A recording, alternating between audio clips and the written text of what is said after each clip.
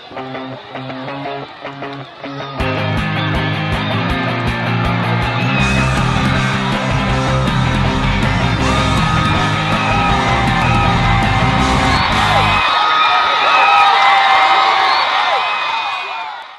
everyone, welcome to another edition of Prep Previews. Here we are already, Week 8. It's hard to believe, it just seems like yesterday the prep season was starting up. Okay, Brent, we're on the verge of the playoffs, and teams are starting to kind of distinguish themselves on where they're going to be and who's in and who's out. And it's going to be an exciting 3 weeks here leading up into the postseason. Yeah, I mean, every game's big right now because you have teams fighting for district championships, teams fighting for playoff spots. Every game, even though it may not seem significant at that time, it's going to mean something, especially when it comes to power points, because some of these teams are going to be waiting on, can you get a point here, a point there for power points to help boost your overall standings for the playoffs. And it gets exciting this week because we got a big one out there in the 5A ranks. Yeah, our 5A district here is kind of crazy. We have 4 teams with 2 wins. South Lafourche obviously leading the district at 3-0, but kind of the game right now that could mean some things is South Terrebonne at Terrebonne. Both of these teams have 2 district wins. The winner stays right there on the heels of South Lafourche, as one of the teams to beat in the district. So it should be interesting. Terrebonne's 5-2 on the year. South Terrebonne's 4-3. Terrebonne's coming off a huge win against Central Lafourche last week. That was a big one. South Terrebonne's been struggling offensively. 3 points in the last 2 weeks. A lot of injuries in the backfield. They're going to get their quarterback this week. That's going to help this week. But it's going to be interesting to see what South Terrebonne has in store because they really are banged up offensively. And that Terrebonne defense has been playing well. I did some research on them earlier today, and they've only average giving up 16 points a game. So we talk a lot about that Terrebonne offense with Mike Williams and Dominic Matthews and the receivers they have out there. But really, it's the Terrebonne defense that's been getting it done for them this year. And they'll be looking for a big game against South Terrebonne. Right, I know that game's big. Also, when you look for South Lafourche's side, because South Lafourche is leading the district right now.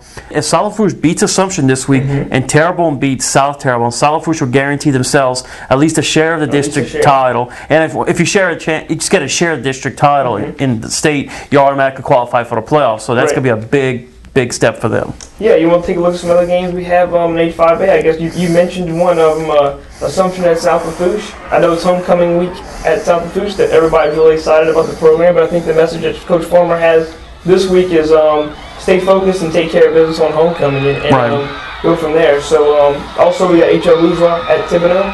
Thibodeau's still without Trevon Reed, their star quarterback.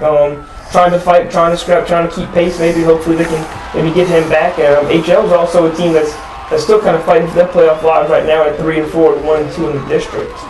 The one out of the district game that we have is Como at Central Lafourche. Como's a very good team. They've won 4 games this year. They're 4-3 against Central Lafourche, who's 5-2. And I think a win here by Central Lafourche will mean some good power points coming from Como. And possibly, maybe, you don't want to say locking up a playoff spot, but they'll be on their way to put themselves in a position to make the playoffs. And hey, a couple more wins, they could be hosting a first-round game at Central Lafourche. Right, and also another big game we have this week is in District 8-4A. We have Vandebilt celebrating homecoming this week, hosting Morgan City. It's a big game for Vandebilt. They've opened up districts with a 2-0 record. Upset the defending state champs in the first game of district play, and followed it up last week and thrashed crosstown rival Ellender 49-12. Lately, in the past few weeks, it's been this Vandebilt's offense. I talked to Coach DuPont this week, and he said that they switched to more of a shotgun formation, which has allowed the offense really to flourish in the last few weeks. I mean, just in the last 2 weeks, they're averaging 422 yards per game, 364 of that on the ground.